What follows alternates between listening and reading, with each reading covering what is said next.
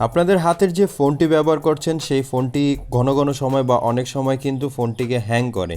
আবার অনেক সময় দেখা যায় একটা অ্যাপ্লিকেশন থেকে আরেকটা অ্যাপ্লিকেশনে ওপেন করতে আমাদের অনেকটা সময় লেগে যায়।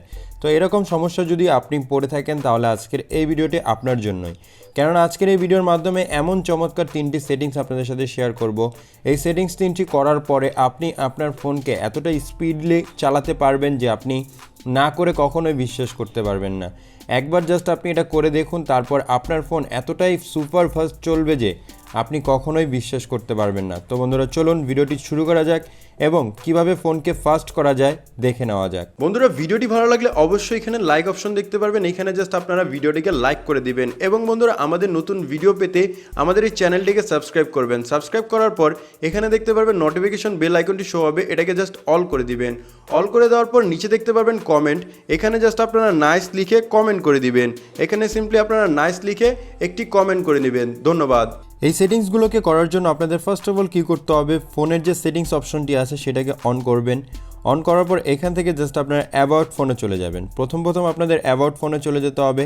দেন এখান থেকে অল স্পেস একটি অপশন পেয়ে যাবেন, এটার উপর ক্লিক করে নেবেন। এটার উপর যখনই ক্লিক করবেন এখানে এমআই ইউআই ভার্সন থাকবে বা যে কোনো ফোন থেকে ভার্সন লেখাটি চলে আসবে এবং নিচে আপনারা স্টেট দেখতে পারবেন। এটার উপর আপনারা 7বার ট্যাপ করবেন।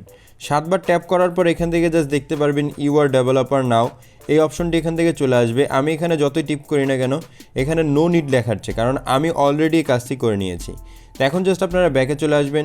ব্যাকে চলে আসার পর এই ফোনের সেটিংস থেকেই আপনারা একটু নিচের দিকে আসবেন।